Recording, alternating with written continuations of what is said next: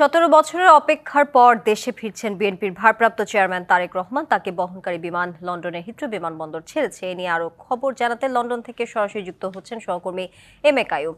কাইয়ুম, ইতোমধ্যে তারেক রহমানকে বহনকারী যে বিমানটি সেটি লন্ডনের হিথ্রো বিমানবন্দর ছেড়েছে, সেখান থেকে বিদায় বেলায় নেতাকর্মীদের অনুভূতি কেমন দেখতে পেলেন? শেষ মুহূর্তে জনাব তারেক রহমান কি কোনো বার্তা দিয়েছেন কিনা জানাবেন। তারেক রহমানের বহনকারী BG-20 বিমানটি লন্ডন টাইম 6টা 23 মিনিটে, বাংলাদেশ টাইম 12টা 23 মিনিটে লন্ডনের হিথ্রো আন্তর্জাতিক বিমান থেকে উড্ডয়ন করেছে। বিমানবন্দরের কয়েকজন যাত্রী, আমাদের পরিচিত যাত্রী, আমাদের এই তথ্যটি জানিয়েছেন। তারেক রহমানের বিমানে উঠার আগে তারেক রহমান নেতাকর্মীরা তার সাথে গেছেন, তাদের ভিআইপি লাউঞ্জে সকলের সাথে কথাবার্তা বলছেন এবং কন্যা জাইমা রহমান, তারেক রহমান এবং ডাক্তার জুবাইদা রহমানকে নিয়ে সেলফি তুলেছেন। আমি আপনাকে তারেক রহমানের যুক্তরাজ্যের জীবনযাপন এবং কর্মকাণ্ড সম্পর্কে কিছুটা তথ্য দিতে চাই। তারেক রহমান 2008 সালে আসার পর থেকে 2008 থেকে 13 সাল পর্যন্ত তারেক রহমান চিকিৎসা নেন। 2013 সালে তারেক রহমান যুক্তরাজ্যে পাবলিক জনসভায় আসেন। যুক্তরাজ্য সহ ইউরোপের প্রায় নতুন এবং ফিরে আসা গ্রাহকদের জন্য নগদে চলছে ক্যাশব্যাক সহ প্রতিদিন হাজারো উপহার জেতার সুযোগ। হবে আসা আর ফেরা সারপ্রাইজ সেরা। 15টি দেশের বিএনপির নেতাকর্মীরা সেই জনসভায় উপস্থিত হন।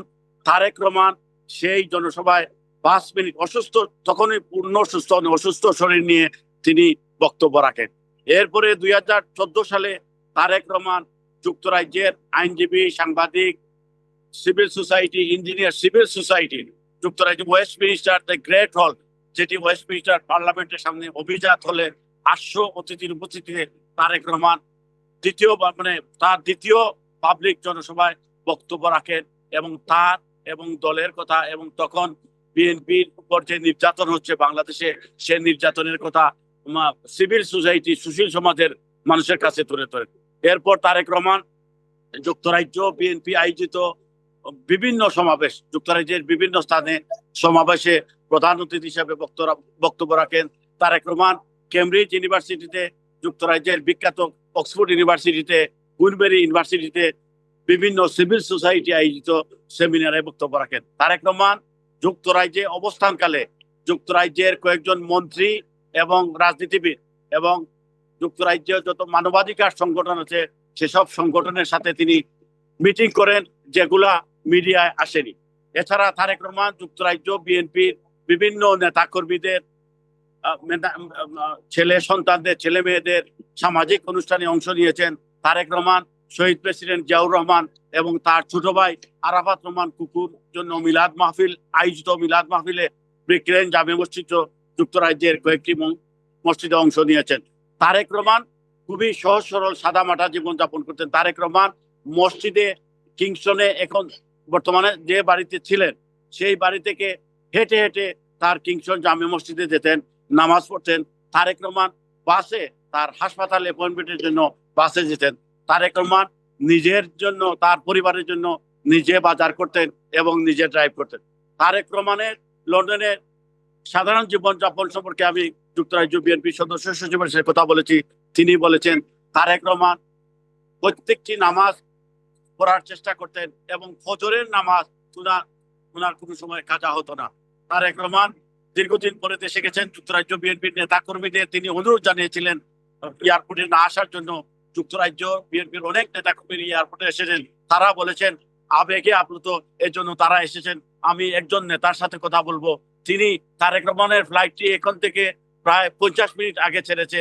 এরপরেও দুইজন নেতা এখন পর্যন্ত হিথ্রো এয়ারপোর্টে অপেক্ষা করছেন।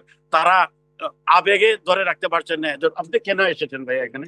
আসলে আজকে এসেছি আমাদের প্রিয় নেতা জনাব তারেক রহমান আজকে দীর্ঘ 17 বছরেরও বেশি সময় ধরে লন্ডনে অবস্থান করছিলেন এবং আজকে উনি বাংলাদেশের উদ্দেশ্যে রওনা দিলেন বাংলাদেশের গণতান্ত্রিক পথটাকে সুগম করার জন্য এবং বাংলাদেশের শান্তি শৃঙ্খলা যাতে ভালো হয় এবং শান্তি শৃঙ্খলা উন্নতি ঘটে, সে কারণে উনি আজকে রওনা দিলেন।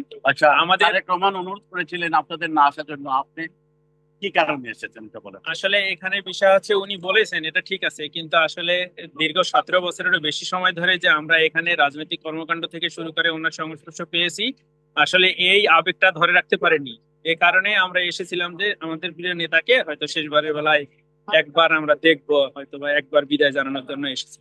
আপনি কেন এসেছেন? আরেকজন আরেকজন খুবই সভা সমাবেশে থাকতেন, তিনি নিঃশেষ কেন কেন এসেছেন? আপনাকে ধন্যবাদ। আসলে 18 বছর পরে আমাদের প্রিয় নেতা মাতৃভূমিতে ফিরে যাচ্ছেন। কাইয়ুম, আপনাকে ধন্যবাদ যুক্ত থাকার জন্য।